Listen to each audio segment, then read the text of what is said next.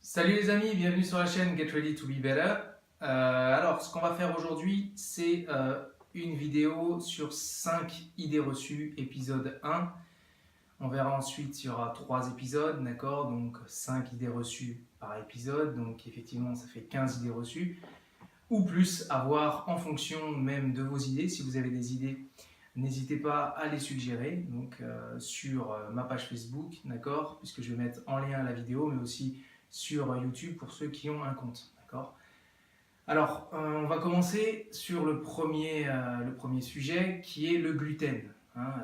Donc le gluten, on entend vraiment beaucoup parler. Le gluten, est-ce que c'est bon, est-ce que c'est pas bon? Alors déjà, le gluten, c'est un effet mode, c'est également un effet de santé publique. Les industriels se ruent sur le phénomène. Il y a une limite aussi, on peut parler d'une véritable dictature dans le monde du sport, d'accord? Effectivement, le sans gluten, soi-disant pour améliorer les performances, donc alors que le plus souvent, les personnes ne présentent pas d'intolérance, d'accord? On va voir à quoi correspond en symptômes, au niveau symptômes, les intolérances au gluten qu'on appelle la maladie cœliaque. Alors le gluten c'est quoi? C'est une protéine qui va servir de liant, c'est une protéine qu'on appelle les gliadines qui va servir donc de liant, qui a des propriétés physico-chimiques intéressantes pour la panification, pour la boulangerie, d'accord? Puisqu'il va donner le croustillant au pain, il va donner je dirais, le moelleux au pain. On en trouve dans différentes céréales comme le blé, le seigle, l'orge, l'épeautre, d'accord? Et dans d'autres céréales à des proportions diverses et variées. Les industriels se ruent sur ce phénomène du sans gluten. Alors est-ce que c'est bon, est-ce que c'est pas bon? Déjà d'une, sur les produits industriels sans gluten, déjà on peut tout de suite dire que ça ne te fait pas maigrir, d'accord? C'est pas un produit light, ok? Parce que justement le gluten étant une protéine qui va donner des propriétés, je dirais, physico-chimiques, mais des propriétés gustatives au produit, si on l'enlève, qu'est-ce qui va se passer? Eh bien, il va y avoir une augmentation pour les industriels, il va y avoir une augmentation des additifs, d'ajout d'additifs, il va y avoir ajout également de sucre et de graisse. Donc votre produit au final ne va pas être terrible. Donc faites attention, lisez bien vos étiquettes si vous prenez du sans gluten. Alors, prendre du sans gluten, prendre du avec gluten, je vous ai expliqué déjà ce que c'était le gluten. Maintenant, l'intolérance au gluten, c'est quoi? On appelle ça la maladie cœliaque. C'est une maladie en fait plus ou moins auto-immune, c'est-à-dire qui va faire intervenir le système immunitaire. Et donc, il va y avoir une destruction de vos microvillosités. Les microvillosités, en fait, c'est ce que vous avez au niveau de votre intestin. Et donc, c'est ce qui va permettre d'assimiler tous les nutriments lors de la digestion. Donc, si vous n'avez plus de microvillosité, vous absorbez plus du tout et il se passe plein de choses, d'accord? Il y a 1% de la population qui est intolérante au gluten, avéré 1%, d'accord? Les personnes, 20% de la population sont persuadées d'être intolérants au gluten, alors que finalement ils ne le sont pas. Et c'est expliqué par quoi? Par la surmédiatisation, d'accord? Et par une incompréhension de certains troubles digestifs qu'ils vont avoir, d'accord? Et qui ne sont pas du tout liés au gluten. Donc il faut déjà d'entrée, donc Jean-Maurice oublie tout de suite que le fait d'affirmer que le sans gluten a un effet ergogénique, c'est-à-dire un effet qui va améliorer les performances chez un athlète plus ou moins fragile, et a fortiori en fait sur l'ensemble de la population sportive. Donc tu dois exclure le fait de l'affirmer, d'accord? C'est complètement faux, ok? Mais, il y a un mais, effectivement, cela peut convenir pour certains sportifs ou pour certaines personnes, et je vais expliquer les différents cas. On peut appeler des différentes personnes qui ne sont pas de vrais cœliaques, qui n'ont pas la maladie cœliaque. Donc on exclut effectivement les 1% qui, eux, forcément, si on leur donne du gluten, ça ne va pas aller. Maintenant, pour les autres, il faut savoir qu'il y a à peu près entre 5 et 10% donc, de la population qui vont avoir une sensibilité au gluten, mais non cœliaque. C'est-à-dire qui ne présentent pas la maladie cœliaque, mais qui ont une sensibilité au gluten. Il va y avoir à peu près 15% de la population qui va avoir notamment le syndrome du côlon irritable. Pareil, 10 à 15% de la population qui présente des maladies auto-immunes type la sclérose en plaques. Donc ces 3 types de population, eh bien, le sans gluten va être intéressant pour eux, d'accord, pour leur vie quotidienne, pour effectivement la pratique du sport. Donc, voilà. Pour les sportifs d'endurance, quels qu'ils soient, c'est plutôt intéressant le sans gluten parce que c'est quand même un petit peu, ça peut être agressif pour leur intestin, étant donné qu'il est soumis à de fortes tensions et d'inflammation. Lors des pratiques sportives, qu'est-ce qui se passe? Il va y avoir des ischémies, reperfusions, c'est-à-dire qu'on va avoir un arrêt momentané de la circulation sanguine dans leur intestin. Je parle de sportifs d'endurance, marathon, triathlète, etc. Et donc, comme leur intestin est déjà pas mal souffert, hein, pas mal morflé, et bien, si on leur rajoute en plus donc, du gluten, qui peut être à ces moments-là et dans ce contexte-là pro-inflammatoire, ben, ça ne va pas favoriser la récupération. Je parle bien de récupération digestive. Là, c'est une récupération digestive. Maintenant, il y en a qui peuvent très bien consommer des pâtes donc à base de blé qui contiennent du gluten. Après un marathon ou un triathlon et qui n'ont aucun souci, d'accord? Donc arrêtez la psychose sur le sans gluten. C'est pas parce que Jean-Francis t'a dit qu'il avait la diarrhée et qu'il prenait plus de gluten que ça allait mieux dans sa vie, que toi tu vas faire pareil, d'accord? Donc ça c'est important. Chaque personne est différente, vous avez les différents paramètres. Donc effectivement, si vous cumulez tout ça, tous ces pourcentages-là, on arrive à 20 à 30% de la population qui serait soi-disant donc attention, intolérante au gluten. Non, 1% intolérant au gluten, les autres, c'est les différents cas dont je vous ai parlé, syndrome du côlon irritable, etc., etc. Donc, la maladie cœliaque, elle va avoir différents symptômes, ok?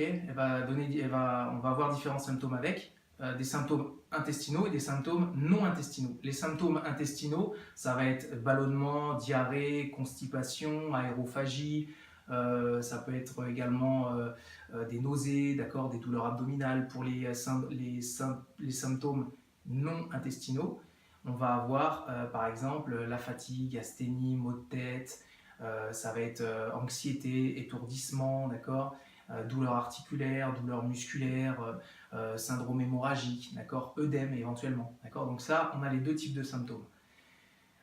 Il faut faire attention parce que dans certains cas, pour les personnes qui sont bien portantes, d'accord, et qui n'ont pas du tout de problème avec le gluten, ils peuvent avoir des symptômes intestinaux et penser qu'ils ont un problème avec le gluten. On parle, alors là, c'est quand ils vont consommer notamment des aliments qui sont classés dans la catégorie des FODMAPs. Alors FODMAPs, c'est quoi? C'est globalement des aliments qui sont fermentescibles, qui sont fermentables, d'accord? Ce sont des polysaccharides, d'accord? Les polyols aussi, les polyols sont des édulcorants qu'on va trouver dans les bonbons ou les boissons sans sucre ou allégés en sucre. Et ces aliments sont fermentables, d'accord? Et donc vont provoquer des symptômes intestinaux dont j'ai parlé tout à l'heure, ok? Et parmi ces aliments, on va trouver quoi? Comme par hasard, le blé et le seigle, d'accord? Mais dans le blé et le seigle, j'avais dit qu'il y avait du gluten, mais ce n'est pas le gluten qui est à la base de ces soucis-là, ok? Mais on va avoir d'autres aliments, des fruits, d'accord? Des légumes, les légumineuses par exemple, lentilles, pois chiches, haricots rouges, haricots blancs. On va avoir l'ail, l'oignon, le poireau, on va avoir la cerise, l'abricot, le melon, on va avoir le miel également, les bonbons comme je vous ai dit et les sucreries donc allégées en sucre. On va avoir également la mangue, d'accord? Donc plein d'aliments qui peuvent jouer, qui sont des FODMAPs et donc qui vont donner ces symptômes intestinaux qu'on va forcément tout de suite lier au gluten alors que ce n'est pas le cas, d'accord? Donc pour résumer, 3 cas de figure. Alors vous consommez des céréales qui contiennent du gluten, mais également des nouvelles céréales, donc hybrides modernes qui contiennent plus de gluten, ça c'est d'un point de vue industriel. Vous faites une activité sportive avec peut-être des exercices répétés, intenses, d'accord, forte intensité, peut-être avec des problèmes d'hydratation. Donc la partie sport ici peut justement jouer à votre défaveur. Donc premier cas, les intolérants au gluten, donc ceux qui sont en maladie cœliaque. Qu'est-ce qui se passe? Il va y avoir une destruction des microvillosités, comme je vous en ai parlé, donc pas d'assimilation, pas d'absorption. Donc ça va provoquer quoi? Ça va provoquer des anémies, des carences en vitamines, en sels minéraux bien sûr et en autres éléments nutritifs, et une augmentation des risques en fait d'autres pathologies comme le diabète de type 1, comme par exemple des maladies auto-immunes, d'accord, en plus des symptômes intestinaux et non intestinaux dont je vous ai parlé, d'accord. Deuxième cas de figure, les sensibles. Donc les sensibles au gluten non cœliaques, d'accord. Les sensibles au gluten non cœliaques, eux, ils vont avoir une porosité intestinale, donc ils vont assimiler moins bien les aliments, mais ils vont quand même les assimiler, les nutriments. Il va y avoir des risques d'inflammation et ça peut engendrer donc des problèmes de fatigue, des problèmes des des troubles de l'humeur, des problèmes articulaires, des douleurs articulaires ou musculaires, d'accord, des tendinites par exemple aussi, et éventuellement ça peut aussi provoquer le syndrome par exemple du surentraînement. Troisième cas de figure, des personnes qui n'ont aucun souci avec le gluten. Bon, a priori j'en fais partie, d'accord. Je ne vais pas arrêter le gluten parce que Francis m'a dit qu'il fallait que je l'arrête, d'accord. Donc vous consommez donc ces produits céréaliers de temps en temps, ou bref, en fonction de votre régime alimentaire. Aucun souci d'assimilation, aucun souci au niveau digestif, d'accord. Votre paroi intestinale est normale, rien à signaler, donc vous pouvez continuer comme ça. Mais rien ne vous empêche de varier les plaisirs au niveau des sources glucidiques. Donc faites-vous plaisir, hein, prenez des patates douces, de la pomme de terre, du sarrasin. Donc le sarrasin, Jean-Francis, je rappelle pour toi, le sarrasin, ce n'est pas, on appelle ça le blé noir, mais ce n'est pas du blé qui est noir, d'accord, hein, c'est une fleur, ok, c'est une fleur blanche avec des petites graines, et quand on la fait sécher, etc., elle devient noire, d'accord. Donc ça c'est la petite parenthèse. Donc tu pourras te faire des crêpes ce soir et dormir vraiment sereinement. Hein. Également le riz, d'accord, donc d'autres céréales qui ne contiennent pas de gluten ou très peu. L'avoine, petit rappel sur l'avoine, a priori il n'en contient pas, mais quand des fois on la fait pousser à côté de champs qui contiennent du gluten, il peut y avoir des fois donc, des passages ou des contaminations. Des contaminations, il peut y avoir donc des avoines qui peuvent être un petit peu avec du gluten. Voilà. Donc ça, c'était le premier point. Deuxième point, les édulcorants, enfin surtout les boissons light, est-ce qu'elles sont bonnes, est-ce qu'elles sont pas bonnes? Simplement à consommer avec modération. Elles contiennent des édulcorants intenses, des édulcorants aussi de charge pour certaines, ou pour par exemple les produits allégés en sucre comme, ou sans sucre, hein, comme les chewing-gums ou les bonbons. Donc les édulcorants intenses, notamment, on va trouver l'aspartame qui est de moins en moins utilisé. On va trouver le sucralose, l'acésulfame de potassium. On va trouver la stevia qui est plus, on va dire, naturelle, d'accord, qui vient de la plante. Ces édulcorants-là, en fait, ont un fort pouvoir sucrant qui vont donner un message au cerveau comme quoi vous avez consommé du sucre. Il va mettre en branle tout le système, les systèmes permettant d'assimiler ce sucre que vous avez consommé. Ça peut provoquer des perturbations si vous en consommez trop, donc c'est pour ça, perturbations physiologiques. Donc évitez d'en consommer trop parce qu'en plus ça ouvre l'appétit, ça augmente l'envie de consommer des douceurs, d'accord, et de consommer des produits sucrés. Donc à terme ça peut provoquer chez certaines personnes du surpoids, voire de l'obésité, d'accord. Donc il faut faire attention à ça. Donc vous en avez effectivement ces édulcorants, et en plus ils sont pour certains comme les polyols, donc les édulcorants de charge, d'accord, contiennent des calories. 1 g de glucides, je rappelle, apporte 4 kcal, alors que 1 g de polyol c'est entre 2,5 et 3, voire un peu plus par gramme, donc c'est quand même calorique. Votre chewing-gum sans sucre, le Frident ou machin, il est un petit peu calorique, d'accord, et en plus il peut provoquer de l'aérophagie, mais aussi peut provoquer des flatulences, voire des diarrhées. Donc attention Jean-Francis à mâchouiller ton chewing-gum de manière intempestive. Qu'est-ce que je voulais dire aussi également, ces édulcorants, enfin ces boissons light, ce sont des leurres gustatifs, d'accord.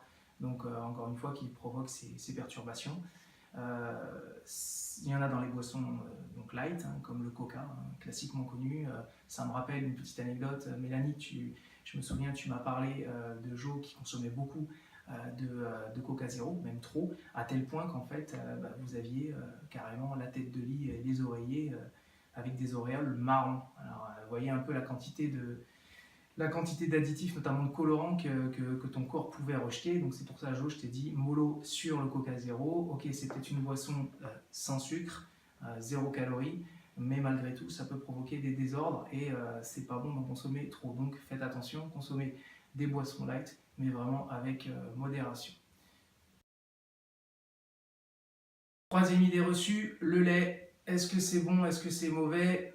Le lait, alors je vous invite à aller sur le site dietconcept.fr. Vous avez en haut la rubrique blog et vous avez dans la nutrition vous avez le lait et j'explique exactement de quoi ça retourne d'un point de vue, on va dire, scientifique, une approche scientifique. Il faut savoir quand même que 75% de la population ont l'hypolactasie. L'hypolactasie, c'est quoi? C'est qu'ils ne fabriquent plus ou très peu la lactase, l'enzyme qui permet de dégrader le lactose, qui est le sucre du lait. Donc, ces personnes-là sont, la majorité de la population donc, est intolérante au lactose. Okay, donc, on n'est plus amené, en fonction de notre vie, à digérer le lait. Déjà, on n'est pas né pour le digérer toute notre vie. Effectivement, en début de vie, on consomme le lait maternel. Le lait maternel contient beaucoup plus de lactose que le lait de vache, déjà d'une, mais contient pas beaucoup de protéines, il contient beaucoup d'oméga 3, ou même de lipides donc polyinsaturés, alors que le lait de vache, lui, contient beaucoup plus de protéines. En effet, votre bébé ne va pas prendre 10 kilos en une semaine, hein, heureusement, voire 20 kilos, donc on n'est pas des veaux, d'accord? Donc, et puis, dans la trentaine de protéines de lait, enfin de protéines que contient le lait, il y en a une notamment qui peut être très allergisante, notamment la bêta-lactoglobuline. Donc là, on parle d'allergie, ok, c'est pas du tout la même chose qu'intolérance. Donc les allergies, faut savoir que les allergies du lait, c'est la 4e allergie chez l'enfant, d'accord. Et puis quelques personnes, enfin il y a pas mal de personnes qui sont allergiques aux protéines de lait. Donc, et attention à nuancer avec l'intolérance, d'accord. Donc vous voyez un peu la différence entre le lait maternel et le lait de vache. Donc 25% de la population peuvent encore le digérer. En fait, ils sont mutés. Les personnes qui continuent en fait à boire du lait tout au long de leur vie, mais en fait, c'est qu'ils continuent à sécréter et à fabriquer cette fameuse lactase. Mais c'est aussi par le fait de consommer du lait ou des produits laitiers régulièrement. Et donc, ça va provoquer en fait toujours, ça va stimuler cette sécrétion, cette fabrication de lactase. D'accord. Mais si vous arrêtez de boire du lait du jour au lendemain et que vous n'en buvez, vous avez au bout d'un moment un seuil. Donc un seuil, vous ne pourrez plus consommer en fait de lait en grosse quantité. Vous ne pourrez plus le digérer. D'accord. Alors le lait est bien sûr source de calcium, on n'arrête pas d'en parler, etc. Il faut savoir qu'il y a quand même un lobbying aussi des industries laitières. Donc il faut faire attention à ça, qui vont vous pousser à consommer du lait, puisque forcément ça fait marcher le business. Donc d'accord. Mais bien sûr, vous pouvez consommer des produits laitiers en quantité raisonnable. Encore une fois, les petites quantités ne tuent pas. Donc consommer du lait en quantité consommer des produits laitiers en quantité raisonnable si vous n'êtes pas intolérant ou allergique. Voilà, en petite quantité, c'est très bien. Pour le calcium, ok, c'est riche en calcium. Rappelez-vous que le calcium, c'est 900 mg par jour de calcium pour les ANC, donc apport nutritionnel recommandé. Conseillé, et ces 900 mg, vous pouvez les trouver dans plein d'autres aliments que les produits laitiers. D'accord. Les personnes qui consomment du fromage, effectivement, peuvent continuer à en consommer puisque c'est riche en protéines, d'accord, et il y a très peu de lactose puisque le lactose a déjà été dégradé par les bactéries. Donc, pour les intolérants au lactose, les personnes peuvent consommer le fromage. Ça, c'était donc pour le troisième point sur le lait. Idée reçue, le vin, est-ce que c'est bon ou mauvais? Je parle bien sûr ici du vin, donc Francis, ne t'alarme pas et va pas chercher ta bouteille de vodka, ça sert strictement à rien. Je parle pas de l'alcool, hein, je parle du vin, ok, les bienfaits du vin. En l'occurrence du vin rouge. Pourquoi? Parce que le vin rouge est très riche en polyphénols, les polyphénols dont le resveratrol qui est un antioxydant très puissant, donc il va protéger vos cellules, d'accord. Mais bien entendu, comme tout alcool, il faut le consommer avec modération et le vin, c'est pas plus de 1 à 2 verres par jour. Et on a observé sur plusieurs études faites médicales et scientifiques ont montré des résultats très intéressants sur les vertus du vin en quantité raisonnable. Et d'ailleurs, il est responsable du fameux French Paradox, c'est-à-dire consommation importante de vin par rapport à nos voisins et une haute espérance de vie. D'accord. Donc c'est un ensemble, bien sûr, je ne dis pas que le vin est responsable uniquement de ça, mais il en fait partie.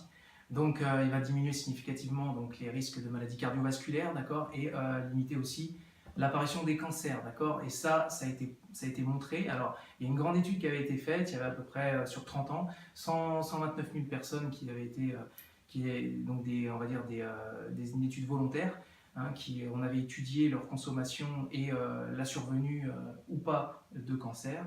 Et après un mea culpa du professeur qui avait fait cette étude-là, parce qu'il avait au départ dit que le vin rouge provoquait davantage de cancer, mais en fait il avait oublié d'enlever les gros consommateurs donc de vin, donc il les a évincés du circuit, et il a repris l'étude en main avec les vrais témoins en fait, et les vrais volontaires qui consommaient très peu de vin, à savoir 1 à 2 verres maximum par jour.